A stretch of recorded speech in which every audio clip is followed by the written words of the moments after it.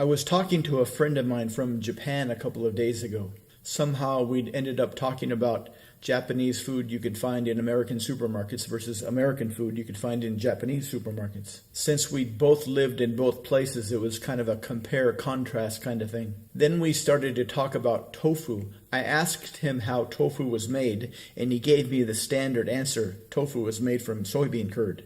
But since I didn't really know what that meant, I asked him to give me a more detailed recipe, and a detailed recipe that was step by step, that didn't require any modern chemicals. I wanted to know how people made it like 1,000 years ago, back when they first invented tofu. He said he would get back to me, and because this guy was an engineer, I was expecting a very detailed answer. I used to live nearby this large Vietnamese community, and they had a shop that made only tofu. You'd go in there on the weekend and there would be a massive amounts of people waiting to buy freshly made tofu. Vietnamese tofu, at least from this particular shop, is much heavier and denser than Japanese tofu. Japanese tofu is almost like jello. This stuff was more like meat. It turns out that less than 10% of the corn grown in the United States is made for human food. 40 some odd percent is grown for animal feed, and 40 some odd percent is grown to make ethanol. But making ethanol from corn is insanely inefficient. You have to put a gallon of oil into the system, and you barely get more than a gallon of ethanol out of the system. From a purely energy return on investment, it's really inefficient, like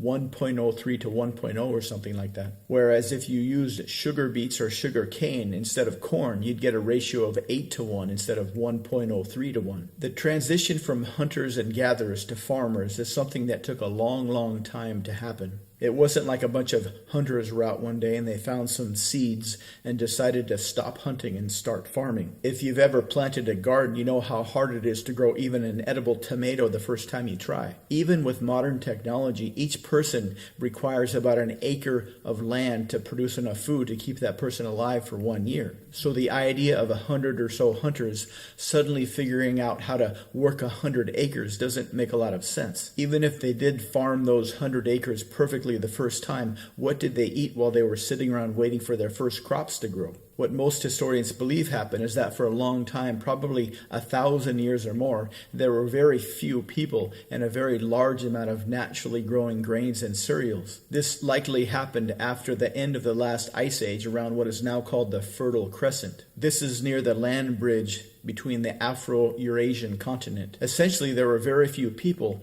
and millions of acres of just naturally growing stuff that they could eat. This meant they didn't have to hunt, they didn't have to farm, they didn't even have to forage. They just went out and picked what was naturally growing. This is why they invented bread making before they invented farming. This is why they probably figured out how to make alcohol before they needed to invent farming, which from a work, safety, leisure standpoint, this would have been the best time to be alive as a human. No dangerous hunting, no need to work in the fields, just bake bread and get hammered all day long. But eventually there were too many people for the naturally growing plants to support, so over maybe 1,000 years ago, they slowly learned how to deliberately grow their own food. They basically took what was happening naturally and figured out a way to copy it, to change things to better fit their needs. Each generation only needed to make a tiny change and pass that on to the next generation.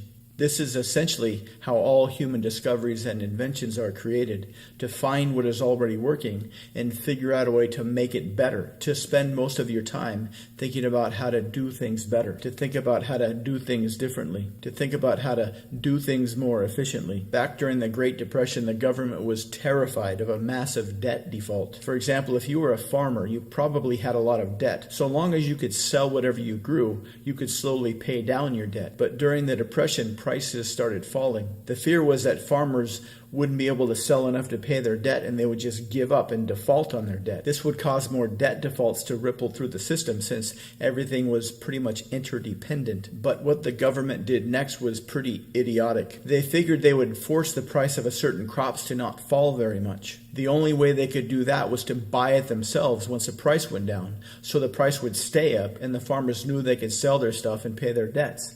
That way, the farmers wouldn't give up. They could sell their crops to the government, pay their debts, and not go bankrupt. But the government only did this for certain crops, like corn, which made everybody start to grow corn, since the government promised they would pay for all of it. This led to the corn industry becoming extremely huge and powerful today, so much that the corn lobby can get whatever they want. This is why they make ethanol from corn and not beets or sugarcane. It's also why we have high fructose corn syrup in all of our food, giving us all cancer. Once I made some tofu French fries. I cut a block of the Vietnamese tofu into French fry-like strips and deep fried them, and then I ate them with ketchup and mayonnaise. It didn't quite taste the same, but I could see how you could make it. That's why plenty of meat substitutes can be made with tofu and taste pretty similar. To make tofu, you need to take soybeans and soak them in water. Then you take out the soybeans and you'll have soy milk. Then you need to add a coagulant to the soy milk and you'll get soy curd. Then you squish all the soy curd and you get a block of tofu. When they make tofu on a large scale, they use chemicals as a coagulant, but 1,000 years ago they needed to use stuff like lemon juice. That's how they could make tofu 1,000 years ago.